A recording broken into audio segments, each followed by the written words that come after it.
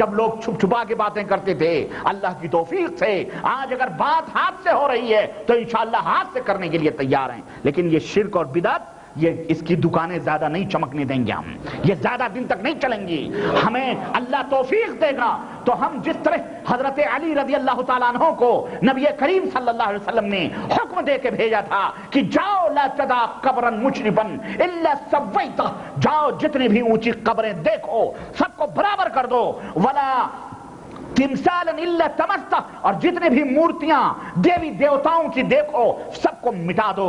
اللہ نے اگر مجھے توفیق دی اور ہم موحدین کتاب و سنت کو اللہ نے توفیق دی تو انشاءاللہ بھارت کی سرزمین بھی، پاکستان کی سرزمین بھی، بنگلہ دیش کی سرزمین مندروں سے پہلے ان اسلامی نام پہ جو مندریں بنا بنا کر کے یہ پجاری بیٹھے ہوئے ہیں پہلے ہم ان کو ڈھائیں گے انشاءاللہ۔ اللہ انشاءاللہ تبارک تعالیٰ اس کی وجہ سے اللہ کی رحمتیں رکی ہوئی ہیں، اللہ کی برکتیں رکی ہوئی ہیں، یہاں نہ کوئی قبہ ہے نہ گنبد ہے، کچھ بھی نہیں ہے، اللہ کی رحمت آ رہی ہے، ہمارے ملک کے اندر بھی اللہ کی رحمتیں رکی ہوئی ہیں۔ جس دن یہ شرک اور خرافات کے نشانات ختم ہوں گے اس دن رب کی رحمتیں ٹوٹ کر برسیں گی انشاءاللہ تبارک تعالیٰ۔ میرے عزیز، میرے دوست، اور اے دنیا کے نیتاؤں، اے دنیا کے ہمارے ملکوں کے لیڈروں، اے اسلامی تحریک اور اسلامی تنظیم اور اسلامی جماعتیں چلانے والوں، اے دعوت و تبلیغ کے نام پر بدعقیدیاں پھیلانے والوں، سب سے پہلے شرک کو مٹاؤ اپنے لوگوں کے ذہن و دماغ سے، تب جا کر کے اسلام آئے گا۔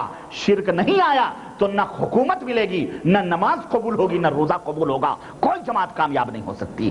دیکھو محمد بن عبد الوہاب رحمت اللہ علیہ کی اس دعوت نے کس طرح انقلاب برپا کیا ہے۔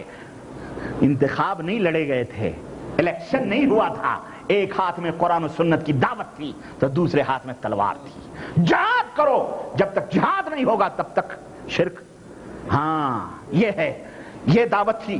اور آج اور اسی طرح سے اپنے تو اپنے، اب تو باقاعدے، اب جب یہ ملک کامیاب ہو گیا ہمارے ملکوں سے بڑے ڈیلیگیٹ آ رہے ہیں، بڑے ڈیلیگیٹ آ رہے ہیں، اور جو پہلے گالیاں دیتے تھے اب آ کر کے یہاں کاکا لیسی کر رہے ہیں، مشائخ کے پاس، فلانے کے پاس، بڑے بڑے دارالعلوم میں چندے لے کے جاتے ہیں۔ ہم تو وہابی ہیں،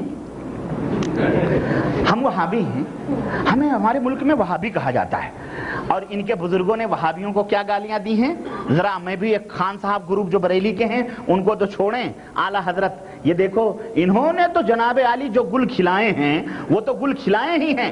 اب میں بتاؤں ان کے ایمان اور وہابیت کی، جاؤ میں نے کہا نا تقریباً میں کتابوں کے نام بھی بتلا دوں، محمد بن عبد الوہاب کے مختصر صحیح بخاری انہوں نے لکھی، اصول الایمان انہوں نے لکھی، کتاب الکبائر انہوں نے لکھی، کتاب التوحید انہوں نے لکھی، آداب المشی الی الصلاۃ ان کی کتاب، مختصر الانصاف ان کی کتاب، کشف الشبہات انہوں نے لکھی، سیرت رسول صلی اللہ علیہ وسلم کے اوپر مختصر سیرت نبی صلی اللہ علیہ وسلم انہوں نے لکھی، اصول الثلاثہ انہوں نے لکھی، اسی طرح سے نصیحت المسلمین انہوں نے لکھی، الجاہلیہ والاسلام انہوں نے لکھی، مختصر زاد المعاد انہوں نے کی، اور اسی طرح سے یہ تمام سب کتابیں مارکیٹ میں موجود ہیں۔ جاؤ اپنے مولویوں کو بتاؤ اور ان کو کہو اس میں کوئی ایک لفظ دکھاؤ جو قرآن و سنت کے خلاف ہو، دم نہیں ہے، ہمت نہیں ہے، صرف چونچلے باندیاں وہابی وہابی وہابی وہابی وہابی کر کے امت کو بدنام کیا ہوا تم نے۔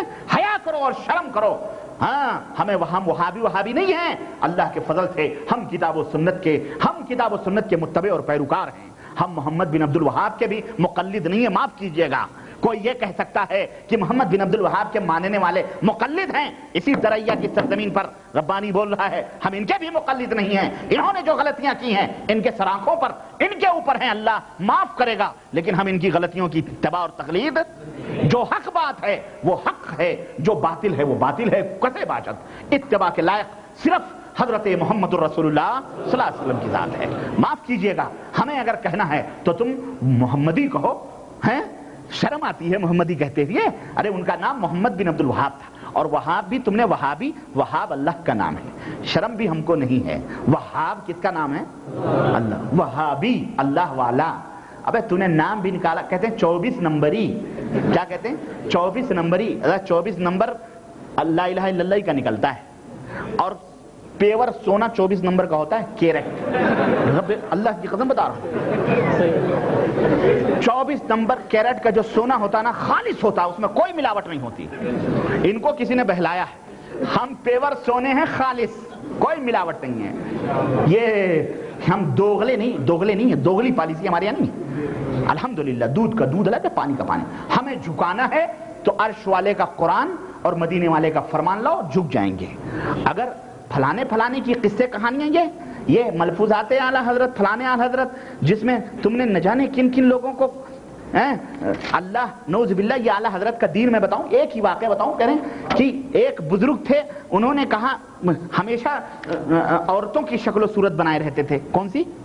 عورتوں کی۔ یہ اللہ کے ولی تھے، عورتوں کی شکل و صورت بنائے رہتے تھے۔ بارش نہیں ہو رہی تھی، قاضی وقت نے کہا کہ حضرت دعا کر دیں بارش ہو جائے۔ کہنے لگے میں کیا دعا کروں؟ کہا نہیں کر دیجئے۔ کہنے لگے کہ اب میں کیا دعا کروں؟ چنانچہ بہرحال کسی طرح سے مان گیا وہ، ہے نا۔ عورتوں کی شکل و صورت بنانے والے کو کیا کہتے ہو آپ لوگ؟ اب کہتے ہیں یہ بڑا سخت بولتا ہے۔ سخت نہیں بولتا ہوں، دنیا سے پوچھ لو جو عورتوں کی شکل و صورت بنائے اسے ہجڑا ہی کہا جاتا ہے، سمجھ رہے ہیں؟ تو اب اس سے کہنے لگے، اس نے کہا اچھا ٹھیک ہے میں دعا کر۔ اس نے کیا کیا؟ پتھر اٹھایا۔ سنو یہ ولی اللہ کی کہانی اعلی حضرت لکھتے ہیں۔ پتھر اٹھایا اور اس نے کہا بارش نازل کرو ورنہ اپنا سہاگ واپس کرو۔ ہنسو مت، ہنسو مت، ہنسو مت، یہ رونے کی جگہ ہے، یہ اعلی حضرت کا دین ہے۔ یہ اپنے آپ کو کہتے ہیں اہل سنت والجماعت، ٹنا ٹن سنی، ہم وہابی۔ الحمدللہ ہم وہابی ہی صحیح، لیکن اگر کتاب و سنت کو ماننا وہابیت ہے تو الحمدللہ ہم وہابی ہیں، اور اس شرک و بدعت کو ماننا سنیت ہے تو ایسی سنیت پر ہم تھوکتے ہیں ایسی سنیت پر جو تمہارا دین ہے، اعوذ باللہ۔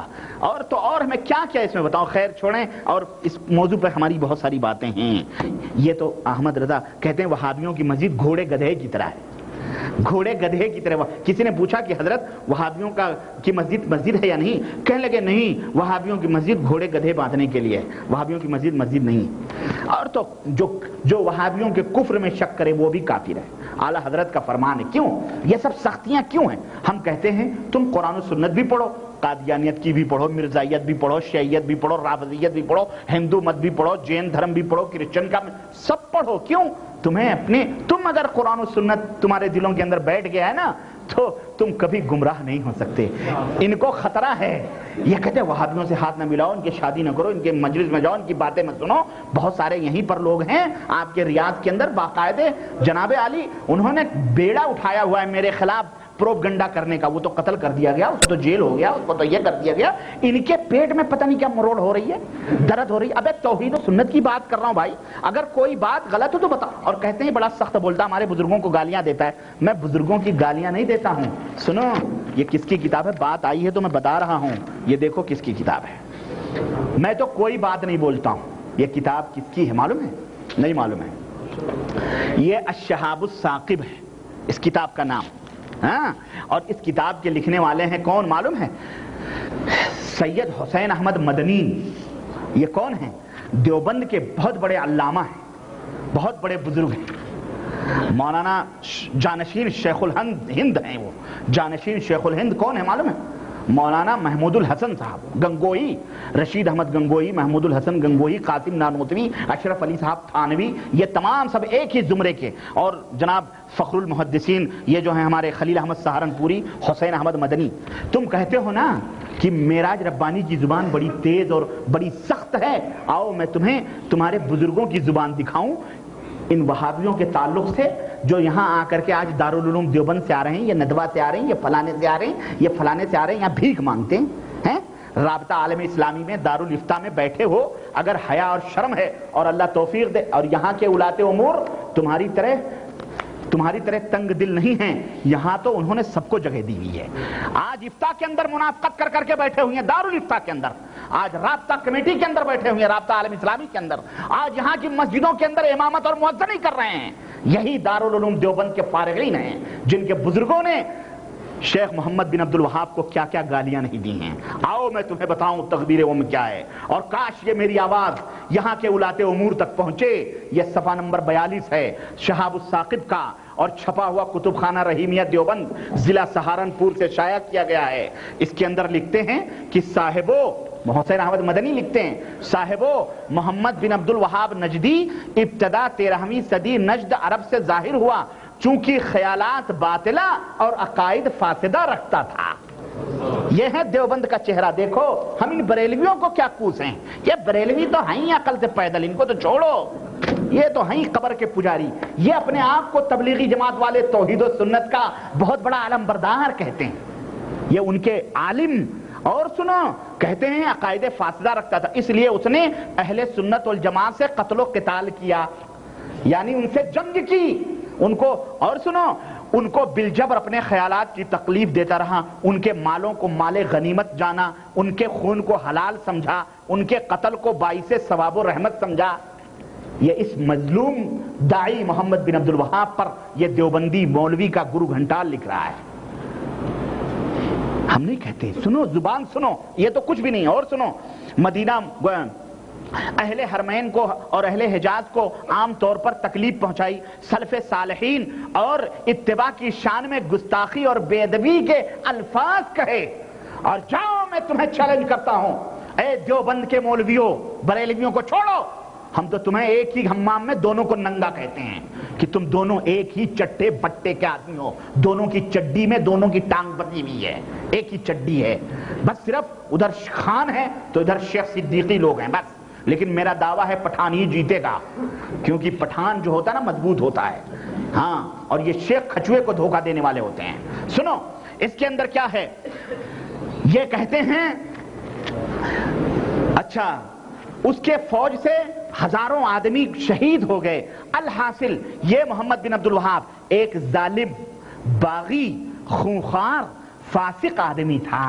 استغفر اللہ. اے بھیک مانگنے والوں دوغلے, یہاں آ کے کہتے ہو ہمارا دارالعلوم چندہ دے دو. بڑے بڑے لوگ آتے ہیں یہاں,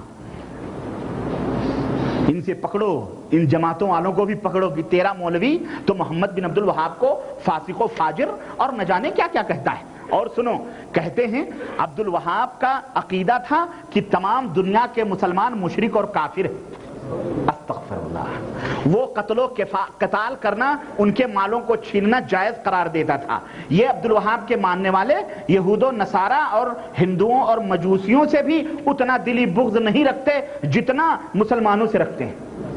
استغفر اللہ. اور یہ کہتے ہیں کہ اور سنو کہتے ہیں یہ دیکھو, اور جہاں جہاں اس نے ذکر کیا ہے نا, نجدی اور اس کے ماننے والوں کا ایک عقیدہ یہ ہے کہ نبی علیہ السلام کی زندگی اسی زمانے تک ہے جب تک وہ دنیا میں تھے, اس کے بعد وہ مر چکے ہیں. تو کیا یہ غلط ہے بھائی, نبی مرے نہیں ہیں؟ تو دیوبندیوں کا عقیدہ ہے کہ نبی مرے, اب بریلویوں کا بھی یہ عقیدہ ہے. تو پھر مسافہ کر لو, کیوں خامخواہ روٹی بوٹی کے لیے لڑ رہے ہو بھائی؟ ہم تو کب سے کہہ رہے ہیں. سنو کہہ رہے ہیں کہ اعوذ باللہ, کہتے ہیں کہ یہ وہابیہ خبیثیہ, سنو کہتے ہیں کہ ہمارے اور ان کے عقیدے میں کس قدر فرق ہو گیا. اور یہ وہابیہ حضرت رسول علیہ السلام کی شفاعت ثابت مانتے ہیں, ہم تو حضرت نبی کی شفاعت ثابت مانتے ہیں, بخلاف وہابیہ کے کہ مسئلہ شفاعت میں ہزاروں تعویلیں اور گڑھنت کرتے ہیں اور قریب قریب شفاعت کا انکار کر دیتے ہیں. بتاؤ کسی وہابی, میں بھی وہابی ہوں, چلو میں نے تو شفاعت کا انکار نہیں کیا ہے, لیکن تمہاری ان مشرکانہ شفاعتوں کو ضرور ہم اس کا انکار کرتے ہیں. اے اللہ کے نبی میری شفاعت کرو. اللہ کے نبی شفاعت نہیں کریں گے جب تک اللہ کا حکم نہیں ہوگا. تو اللہ سے مانگو, وَلِلَّهِ الشَّفَاعَةُ جَمِيعًا. اللہ کہتا ہے میں شفاعت سب میرا حق ہے, مجھ سے طلب کرو, کسی سے طلب نہ کرو. اور تم کہتے ہو کہ مانگو. اور سنو کہتے ہیں کہ یہ وہابیہ شان نبوت اور شان رسالت میں یہ وہابیہ نہایت گستاخی کے کلمات استعمال کرتے ہیں. کیا الزام نہیں ہے یہ؟ بولو تہمتیں. اللہ کے ہاں حسین احمد مدنی, اپنے آپ کو تم مدنی کہتے ہو, تم کیا منہ دکھاؤ گے؟ اور دیوبند اور جماعت تبلیغ کے مولویوں اور لوگوں امیروں, تم بھی دیکھو یہ اپنے مولوی کا چہرہ. کہتے ہیں اور کہتے ہو کہ ہماری زبان بڑی سخت ہے. سنو کہتے ہیں کہ وہابیہ نہایت گستاخی کے کلمات استعمال کرتے ہیں اور اپنے آپ کو سرور کائنات کے مثل خیال کرتے ہیں. استغفر اللہ, استغفر اللہ. سنو کہتے ہیں تھوڑی سی فضیلت مانتے ہیں بس, اور اسی طرح توسل وغیرہ میں بعد وفات بھی نبی سے وسیلہ نہیں لیتے. بعد وفات بھی, ارے بھائی مانو یہی دیکھو دوغلی پالیسیاں ان کی, درنگی چھوڑ دے. اور سنو کہتے ہیں کہ اور جگہ جگہ کیا لکھا معلوم ہے؟ ایک جگہ میں بتاؤں آپ کو, ایک جگہ نہیں کئی جگہ اس نے کیا لکھا ہے. ہاں, کیا یہی حالت وہابیہ خبیثیہ کی ہے؟ کیا یہی حالت وہابیہ خبیثیہ کی ہے؟ اور کہتے ہیں یہ دیکھو، کہتے ہیں کہ ذرا دیکھیں تو صحیح، کیا یہ حال کسی